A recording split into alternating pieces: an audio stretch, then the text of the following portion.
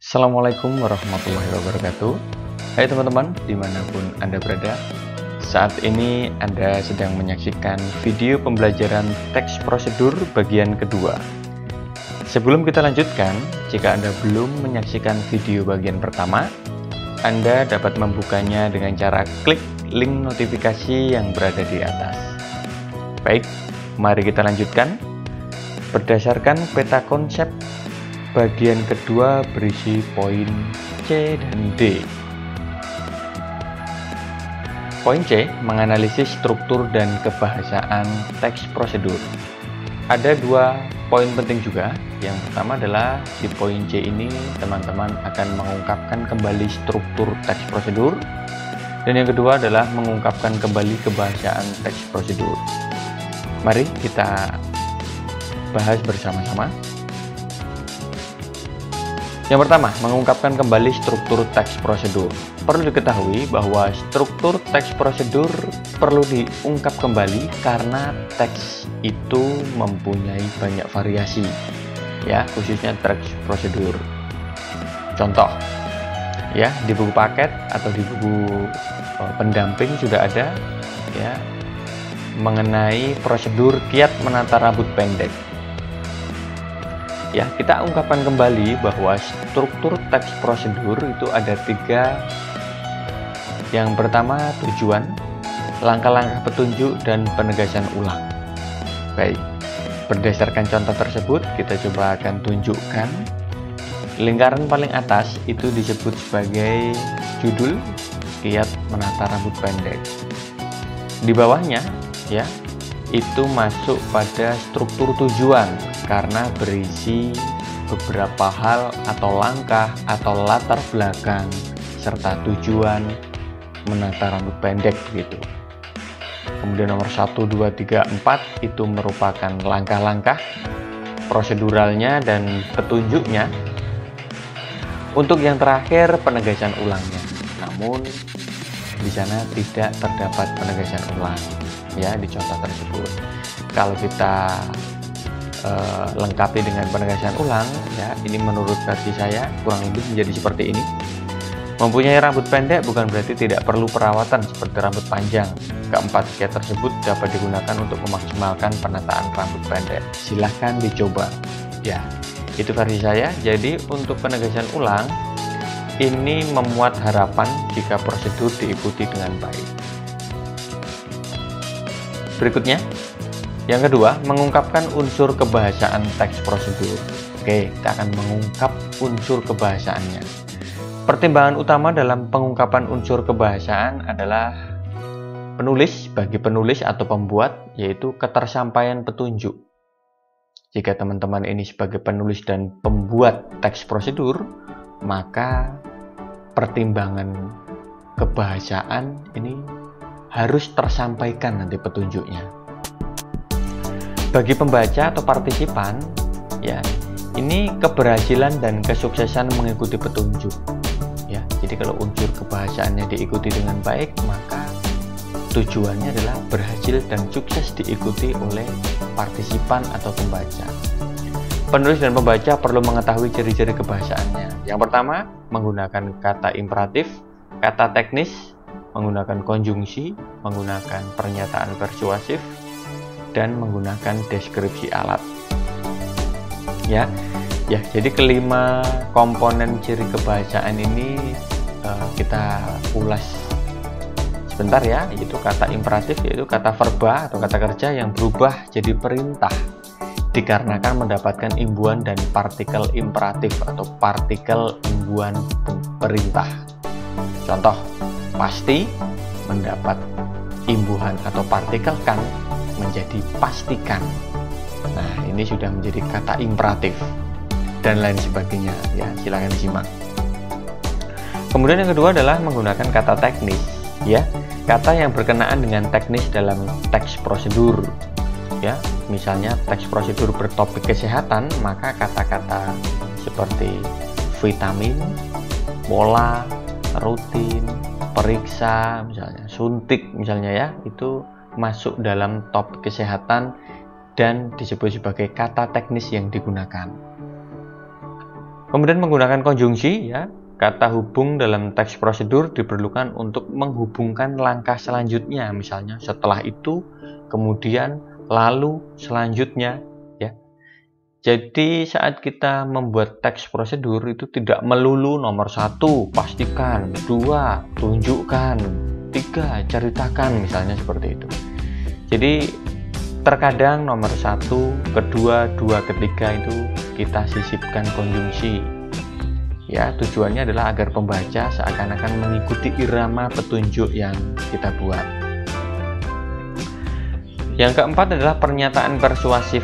Ya, persuasif yang dimaksud berupa harapan, himbauan, dan syarat secara tersirat dan tersurat. Teks prosedur yang baik itu tidak melulu memerintah. Ya, memang prosedur itu memerintahkan kita untuk mengikuti suatu petunjuk, kegiatan, aktivitas, begitu ya. Tapi dengan adanya pernyataan yang persuasif, ya, persuasif itu menjadikan teks prosedur kita tidak dominan menyuruh atau disuruh. Nah, bagi pembaca ini tidak dominan menyuruh, bagi pembaca ini tidak dominan disuruh. Ya, terkadang diselingi di nomor 3 atau 4 itu pernyataan-pernyataan yang persuasif. Nah, itu tujuannya adalah agar teks prosedur lebih mudah untuk diikuti gitu. Yang kelima adalah deskripsi alat gitu. Ya, ini sudah barang tentu ya, kalau teks prosedur menggunakan ciri-ciri kebahasaan deskripsi alat, karena apabila prosedur berupa resep dan petunjuk penggunaan alat, biasanya memang menggunakan alat atau benda yang dipakai, termasuk ukuran, jumlah, dan warna. Nah, secara spesifik memang memanfaatkan ciri kebahasaan deskripsi alat. Berikutnya adalah tugas, ya. Ada tugas kedua atau tugas 2, ada 5 pertanyaan di sana. Ya, coba kita akan bahas sedikit saja karena teman-teman akan meneruskan sendiri. Manakah pernyataan di bawah ini yang menggunakan kata kerja imperatif? Ya, contoh dari saya ini misalnya di poin E atau di huruf E ya, ada kata harus di sana.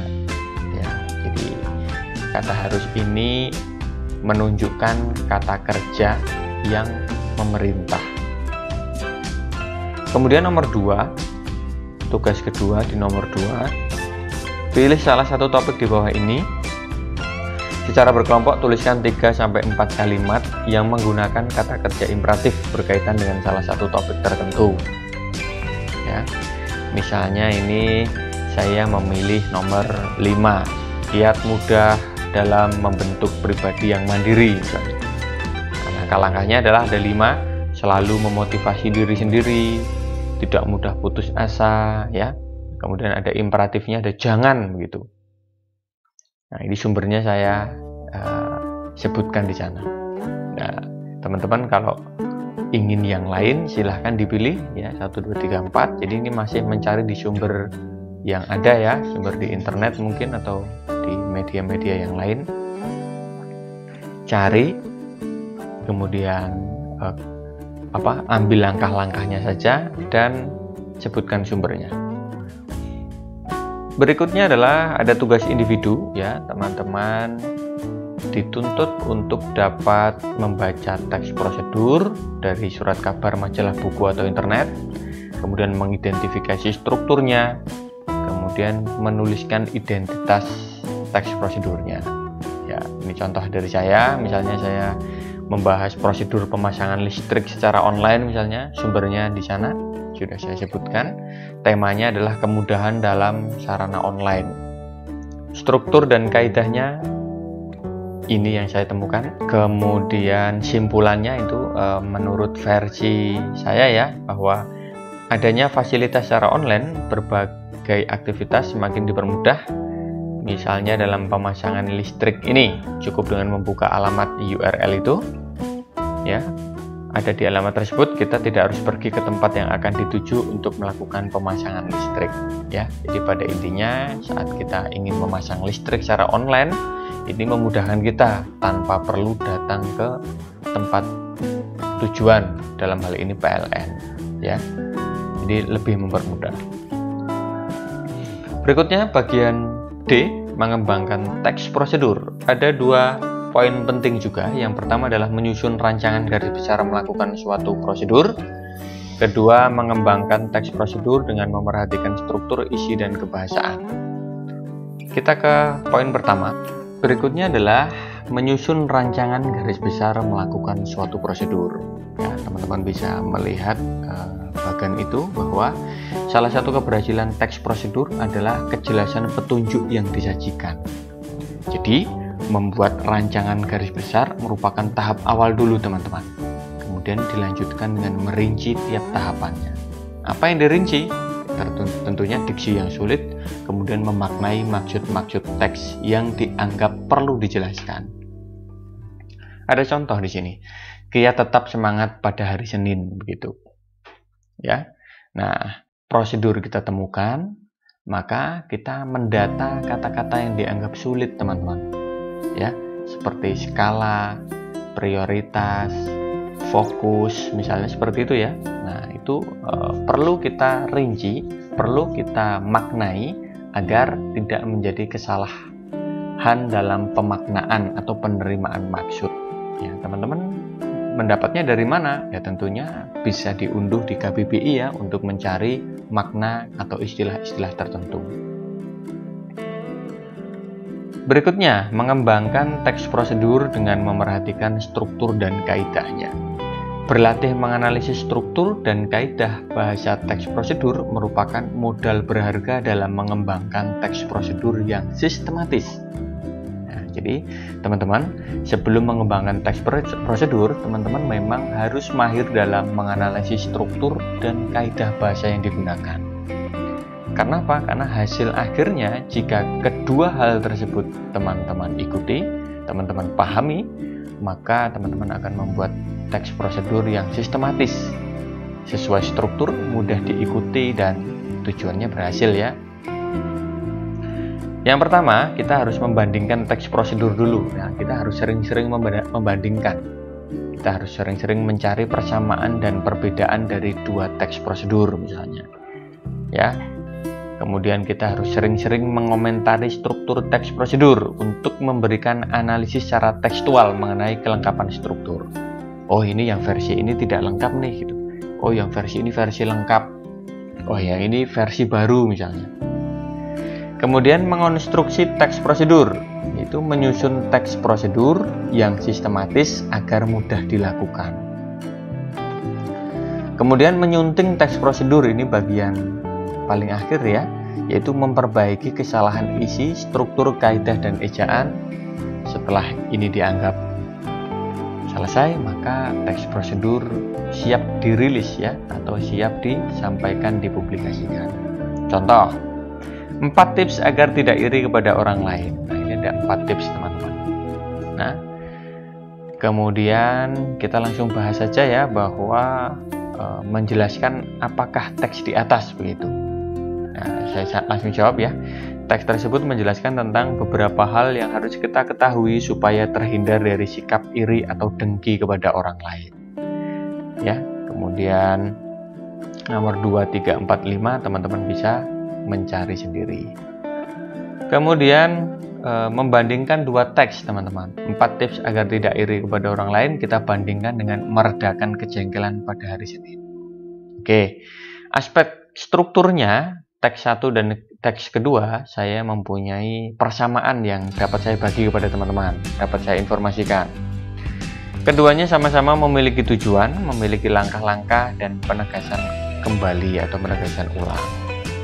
Ya, kemudian apakah ada perbedaannya di strukturnya, kemudian apakah ada persamaannya di kaidah teksnya? Ya, silahkan digali sendiri.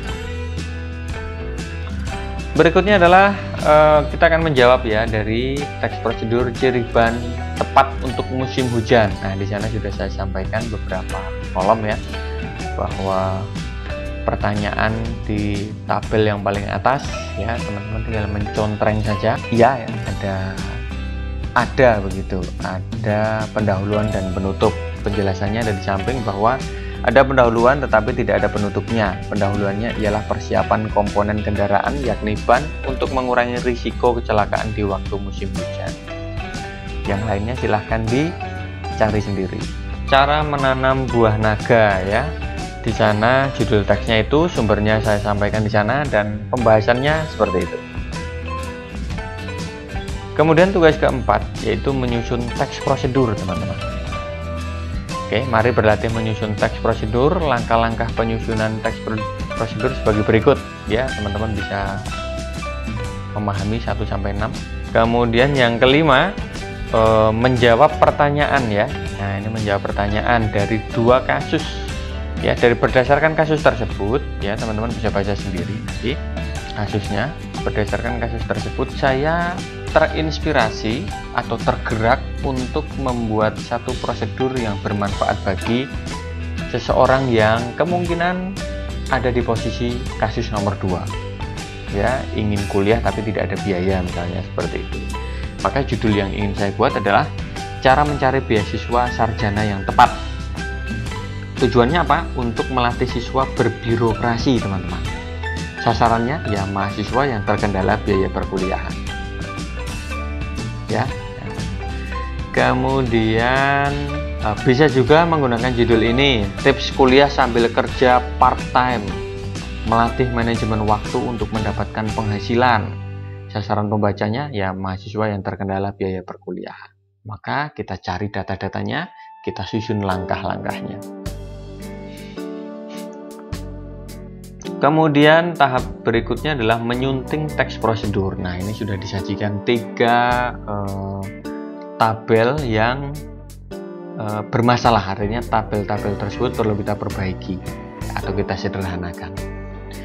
Ya, ini untuk contoh pertama bahwa penyebab kesalahannya adalah di preposisi di akhir ya. Teman-teman harus menyimak di bagian paling kiri. Ya, preposisi di dipisah jika bertemu kata yang menyatakan bagian. Jadi perbaikannya di akhir. Kemudian di tabel kedua ini ada perbaikannya, teman-teman. Blow dry yang E ya. Ini seharusnya karena ini kata serapan asing. Oh maaf, ini karena ini adalah istilah asing, maka harus kita miringkan. Atau kita terjemahkan saja langsung, keringkan begitu. Jadi E bisa diganti di miringkan atau diganti dengan terjemahan keringkan, karena blow dry artinya mengeringkan. Kemudian yang ketiga, tabel ketiga itu yang kalimat yang perlu disederhanakan adalah yang D. Ya, ini terkesan sangat kompleks, maka jika disederhanakan menjadi gunakan sisir dengan ukuran besar karena dapat memberikan sedikit kurva ke gaya rambut bob Anda. Baik teman-teman, berjumpa kembali di video mengenai materi-materi berikutnya. Salam merdeka belajar, salam pemerhati pemaham. Terima kasih. Wassalamualaikum warahmatullahi wabarakatuh.